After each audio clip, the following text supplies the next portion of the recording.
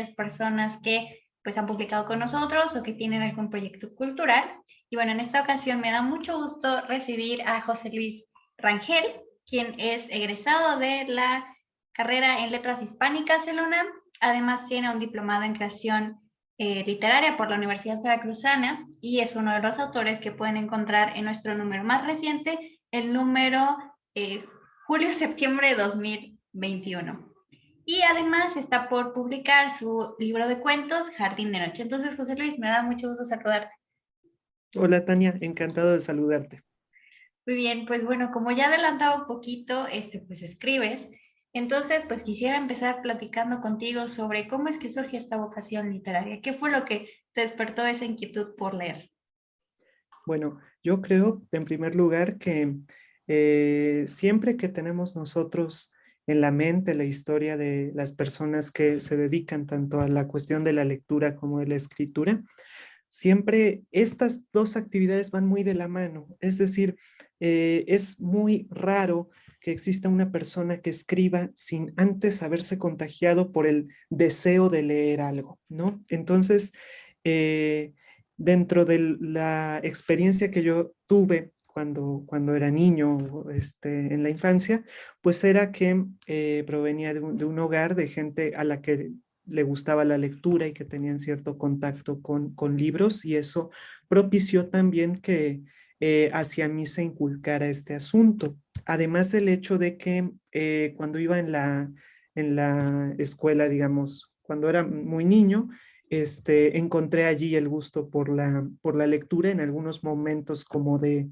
ocio, ya después de mucho haber jugado fútbol, pues también le encontré gusto a leer, ¿no? Y eso poco a poco fue generando a su vez esa como complicidad secreta que existe después y que se manifiesta muchas veces como un secreto, y que es el hecho de uno mismo empezar a planear historias vinculadas muchas veces con lo que uno mismo lee, ¿no? Que es el acto maravilloso de escribir, ¿sí? Sí, por supuesto. Y bueno, aunque generalmente la lectura es un hábito, creo que también tiene este componente como de que uno encuentre el gusto, ¿no? Entonces, ¿cuál dirías que fue de las primeras lecturas que te hizo como comprender o maravillarte con, pues, con la lectura? Ujú. Bueno, la primera vez que visité una librería, o que yo recuerdo haber visitado una librería, me acuerdo que fue una ocasión con que me llevaron con cierta prisa. Entonces, pues era como de escoge un libro, y no sé por qué razón, se me hace muy extraño, pero así fue. El libro que escogí fueron los 20 poemas de Neruda, pero era un niño, tenía 6 7 años, ¿sí? Lo más chistoso es que pues empecé a pasar las letras con la mirada y no entendí nada, ¿no? De esos 20 poemas. Pero sentí algo que nunca había sentido, que era el hecho de haber terminado un libro, aun cuando en el fondo en mi cabeza no había nada de él, ¿no? Este, y ya después se fueron dando los encuentros con otros libros que ya se fueron atrapando más de acuerdo con el momento, como fue el caso de Alicia en el País de las Maravillas y de Pinocho. Esos fueron los otros dos libros que ya leí después un poco y que recuerdo que disfruté muchísimo. Entonces, yo siempre lo que digo es que el contacto de la persona que lee o escribe en la infancia es muy importante, y ciertamente la presencia de muchas creaciones de la literatura infantil y juvenil juegan un papel muy importante en la formación de lectores. Claro, y hablando sobre formación de lectores, pues tú participaste en un programa para fomentar la lectura en Hueyapan, creo que así se dice, ahí tú me corriges. Entonces, Sí. ¿podrías platicarnos un poquito sobre tu experiencia? Porque, bueno, estamos comentando sobre cómo es que el que tú estuvieras en un lugar en donde, o que crecieras, mejor dicho, en un lugar en donde la lectura fuera algo habitual, pues favoreció mucho que tú tuvieras esta inclinación, pero esto no pasa en todos lados. Entonces, pues, ¿cuál es tu experiencia con públicos para acercarlos a la lectura? Sí, bueno, ese fue un proyecto que se llevó a cabo en el Instituto de Investigaciones Filológicas a raíz del sismo del 19 de septiembre de 2017, que trajo consecuencias muy duras en la Ciudad de México y en algunos otros pueblos aledaños, como es el caso de Hueyapan, que es muy cerca de Cuautla, en el estado de Morelos. Y allí una profesora, la doctora Tatiana, del instituto, nos invitó a varios estudiantes, varios alumnos de la facultad, a que fuéramos varias veces, serán unas 4 veces por semestre, a ir con los niños de las distintas primarias de este pueblo a, digamos, transmitirles el gusto por la lectura, más que enseñarles a leer o a escribir, era el hecho de que ayudáramos en que ellos tuviesen o adquirieran el gusto por leer y el descubrir el libro con gente que de alguna manera cuando fue niño también tuvo esa experiencia, ¿no? Entonces, bueno, se hizo una especie de grupo de amigos, ¿no?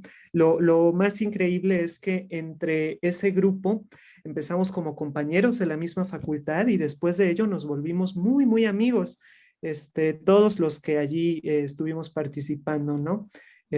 Puedo decir sus nombres, eran Zaira, Vero, Michelle, Fernando, Alma, Belén, Guillermo, Miguel Reyes también, entre otros que, como te digo, nos empezábamos a reunir en esos lugares y aprendimos muchísimas cosas sobre transmisión y sobre todo el hecho de cómo hacer que alguien más, siendo pequeño, pueda disfrutar también del libro y de sus maravillas, ¿no?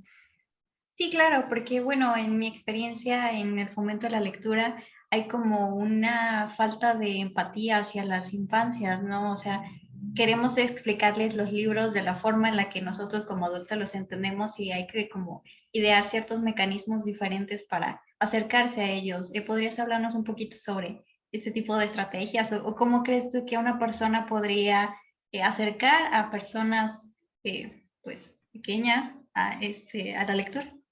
Sí, bueno, en el seminario que teníamos para estas mismas actividades, nosotros leíamos mucho, leímos más de una vez un texto de Graciela Montes que se llama El Corral de la Infancia.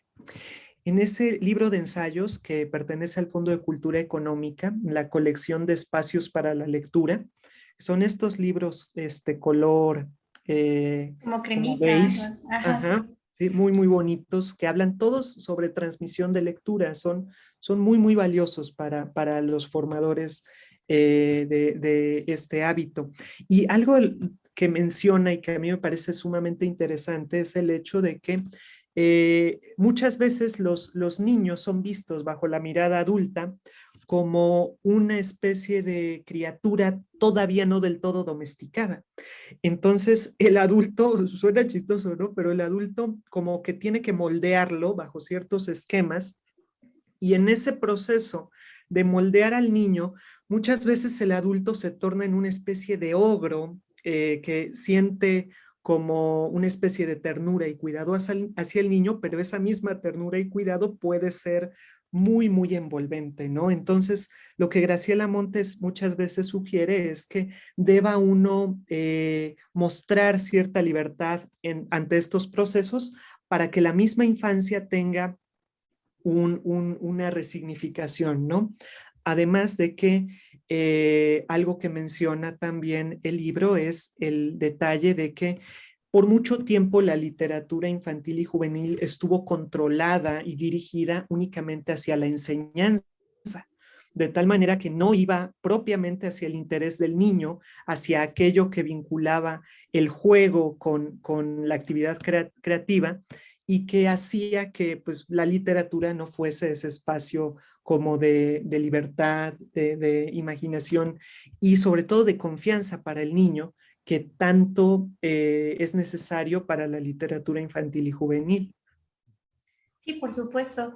Bueno, voy a regresar un poquito a lo que nos comentabas al principio de esta charla, y es el Sí, tema de que la lectura y la escritura van de la mano.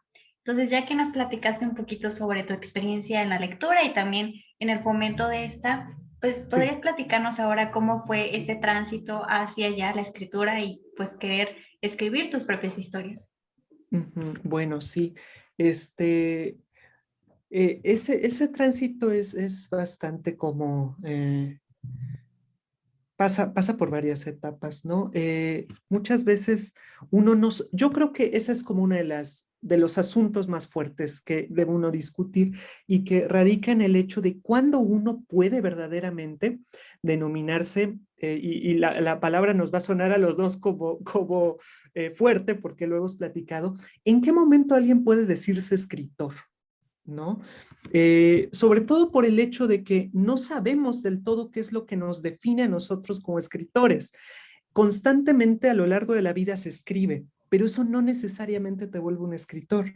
De la misma forma que pudo haber muchas personas que hicieran una obra literaria valiosa, pero que en su momento no se consideró así, y pues lamentablemente toda su vida no fueron escritores hasta que se da el redescubrimiento. Entonces, es una como cuestión muy fuerte, ¿no? El hecho de saber en qué momento se da ese instante. A pesar de ello, yo creo que todas las personas que escriben en algún momento saben, conectan algún instante de su propia vida en el que dicen, ah, caray, como que ahora sí lo que estoy haciendo eh, está un poco más controlado, yo mismo puedo hacer ciertos cambios que antes no podía hacer y entonces allí se da lo interesante, que es cuando uno mismo se da cuenta de que paulatinamente y a pasos muy lentos se va dando una muy ligera transición. Yo a la fecha te podría decir que me causa todavía cierta incomodidad el decir yo soy un escritor, porque pues no, o sea, he escrito y escribo de vez en cuando, pero solo es eso, ¿no? Eh, Aunque lo que sí es muy cierto es que cuando alguien se involucra con ese, digamos, género, con esa voz, con esos como chispazos que aparecen en la obra, ahí poco a poco es cuando se va creando esa propia imagen que uno tiene de los temas que pueden a uno interesarle o de las historias, cómo más o menos las va uno construyendo. Yo creo que ahí es cuando paulatinamente y con cierta timidez uno ya por fin dice, creo que estoy en esa línea, ¿no? Sí. ¿Y tú cómo vas con esa timidez? ¿Ya pudiste encontrar como estos temas? Bueno, escribes cuentos hasta donde sé, no sé si has incursionado en algún otro género, pero pues quisiera preguntarte eso, ¿no? Pues, ¿cómo es que descubriste esta afinidad con el cuento? Y si ya tienes como ciertas líneas dibujadas, pues de los temas que te gustaría tratar en tu obra. Obviamente, pues esto es como, pues de momento, ¿no? Evidentemente ya cuando crezcas y ya cuando te ganes no sé, el premio Nobel, pues ya habrás explorado otros temas, ¿no? Pero de momento, como cuáles son las líneas de tu interés. Bueno, sobre esa parte, yo creo que ayuda mucho como el hecho de cuando tú mismo vas interiorizando ciertos saberes que no siempre se dicen, pero que ayudan mucho. Yo voy a platicarte de dos experiencias que en lo personal a mí me sirvieron mucho. Y una de ellas fue cuando yo tenía 21 años, creo que 21, y tomé una clase en la facultad de un curso que era sobre la poesía primeriza de Borges, sobre los tres primeros poemarios de Borges, Fervor de Buenos Aires, Luna de Enfrente y Cuaderno San Martín. Allí lo que nos enseñó el profesor fue algo que se me quedó en el alma, ¿sí? Lo que él nos daba a entender era que el gran Borges, el gran cuentista y poeta también, quizá uno de los escritores más importantes del siglo XX en lengua hispánica, a los 23 o 24 años era igual que nosotros. Una persona que quería dominar un arte, una técnica, y todavía no lo hacía. Pero digamos que un fenómeno editorial mezclado con el asunto de que él mismo al reeditar sus obras las corrigió y entonces la imagen del Borges joven no es más que la reconstrucción del Borges viejo tratando de hacerse ver un Borges joven mucho más maduro, pues no es más que una historia muy cercana incluso a sus propias ficciones, ¿no? De cómo el viejo se encuentra con el joven. Pero el truco, yo creo, la gran lección que allí está es cualquier momento es bueno para aprender a escribir. Y hasta la persona que ya está en una cumbre, en un nivel máximo de preparación, hubo un momento en el que no fue así. Y ese momento todos lo vivieron y lo vivimos y se da sobre todo en la juventud. Entonces, ese momento, bajo mi perspectiva, es el momento en el que uno más debe soltarse y más debe uno animarse a equivocarse, porque solo de esa manera se podrá ir mejorando, ¿no? Sí, claro, y bueno, pues lamento informarte que con Pérgola, pues no sé si va a haber revisiones, entonces no sabemos si vas a poder corregir los peces en su bolsa. Exactamente. Este, bueno, esa era una experiencia, pero me comentabas Sí. que me ibas a platicar dos. ¿Podrías platicar otra segunda? Sí, claro. Esa es la primera. La otra fue, bueno, vino la pandemia y con la llegada de la pandemia, pues yo recuerdo que estaba en la parte de estudiar letras hispánicas y yo tenía un detalle como muy fuerte que supongo que ocurre a muchos jóvenes que estudian literatura. Estar al fin de la licenciatura y decir, quiero escribir un libro, pero no lo conozco. Sí. Ese deseo que es muy común de los jóvenes que tenemos de quiero hacer una obra, pero aún no sé cómo hacerla. O sea, todavía no descubro eso. Y lo más increíble es que paulatinamente en esos momentos de la pandemia fue cuando poco a poco se fueron mostrando muchos personajes que yo tenía, digamos, metidos en la cabeza y que no habían salido hasta que uno mismo se dio ese espacio, ese momento de detenerse y decir, como que creo que por aquí van ciertas cosas y hay que recogerlas, ¿no? Entonces, ese segundo momento fue muy importante y se conectan en el sentido de que uno vio desde un punto de vista que si otras personas efectuaron este hecho, aún siendo el caso de Borges o quien tú quieras, y tuvieron un proceso de formación, uno también puede tenerlo. Y no tiene uno por qué sentir culpa o cosas relacionadas con esas por el hecho de tratar de escribir, sino todo lo contrario. Sí, sí, ya para que vayas, pues, venciendo un poco esta timidez y próximamente ya te digas firmemente que eres un escritor. Sí, Entonces, sí, bueno, también ya que nos comentas sobre este libro que preparaste en sí, la pandemia, pues en sí, Pérgola está publicado precisamente Los peces en su bolsa, que es sí, este así es. libro, Sí, perdón, que pertenece a este libro. sí. Entonces, pues podrías platicarnos un poco sobre el proceso de escritura de este cuento, que de todas maneras, no, no les des muchos spoilers porque esperamos que vayan a leerlo apenas termine esta transmisión.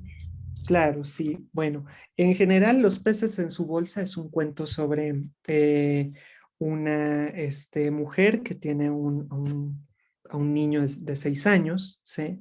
Y a la par se da la llegada de un muchacho también con el que ella se junta, pero que no es el papá del niño, ¿no?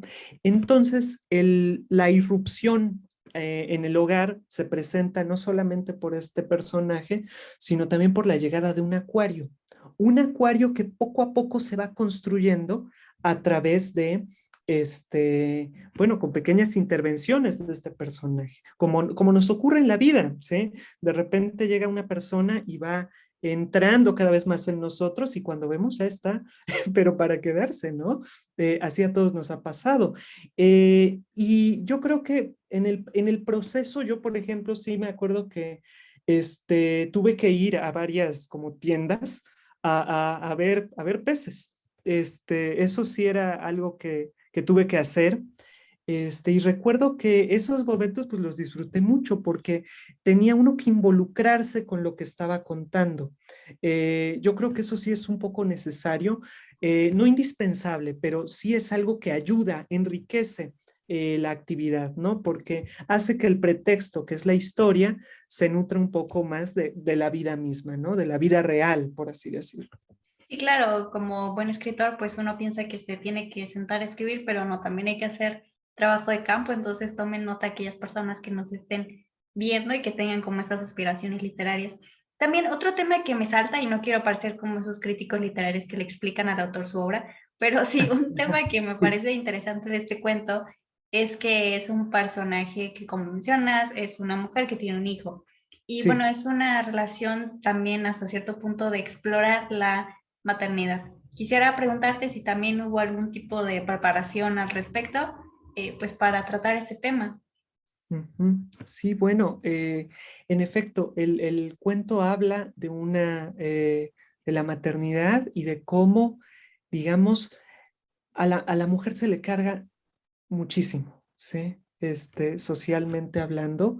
Y lo que ocurre con Sandra, con la personaje de la historia, es que el acuario acaba siendo un objeto de mucho peso, ¿sí? Pero porque tiene que, eh, digamos, tomar varios frentes, ¿no? Dentro de su propia vida. De repente, con la llegada del acuario y con la llegada de Adrián, del otro personaje, su vida se vuelve un torbellino, ¿sí? En general, la vida de este personaje se vuelve con ciertas apariciones en torbellinos que avanzan y que eso, a mí me gustaba el hecho que algún amigo me platicó en alguna ocasión de que el cuento le recordaba como una cubeta de agua que de repente se estaba volviendo turbia y que acababa volviéndose totalmente turbia, pero dentro de esa turbiedad descubríamos cosas del personaje,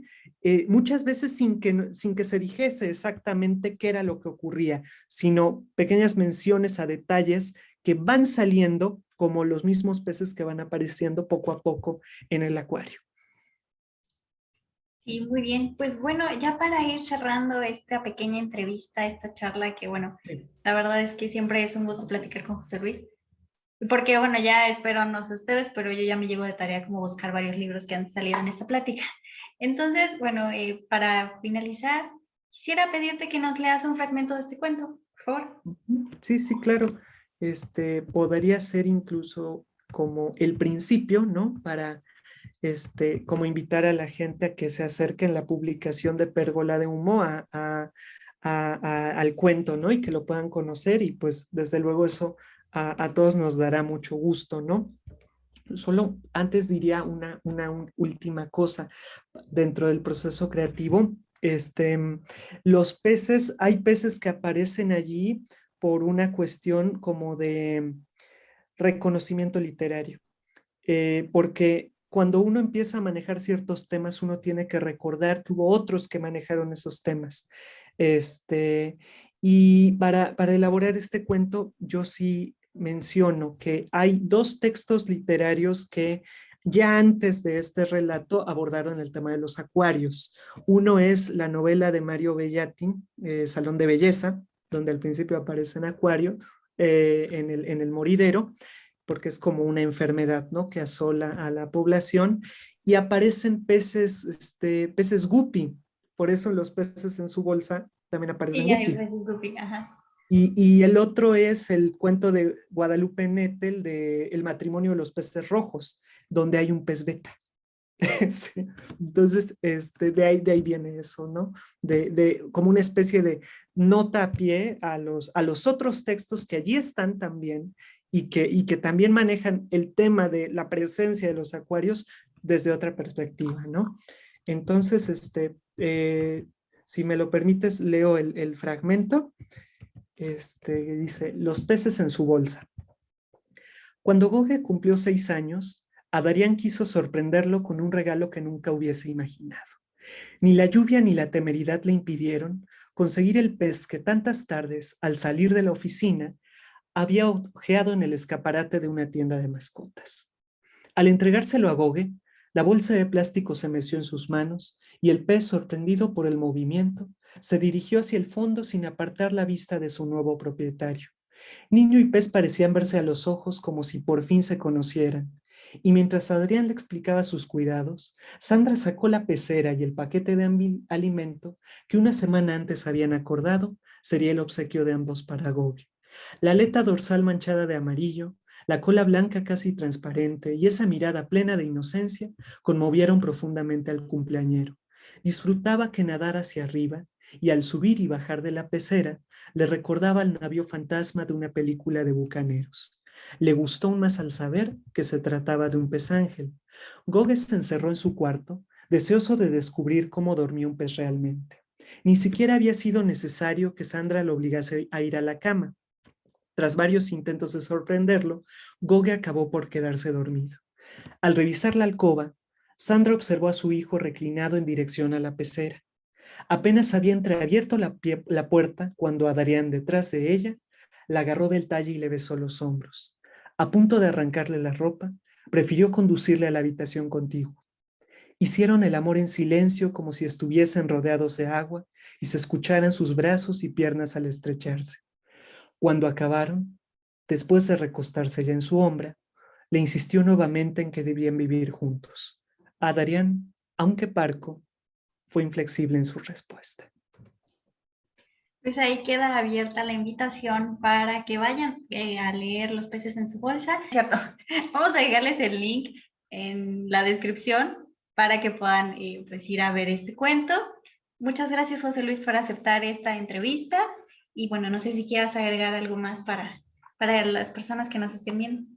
No, bueno, pues el agradecimiento a ti y a todo tu equipo por el apoyo para la publicación de este relato que, como te había platicado, nunca antes había publicado un texto como tal literario, y me da un gran gusto que la primera vez haya sido con ustedes, ¿no? Por la amistad y por el cariño, ¿no? Así que pues muchas gracias, de verdad. Gracias a ti, muchas gracias a todas las personas que vieron esta transmisión y nos vemos la siguiente semana. Así que adiós.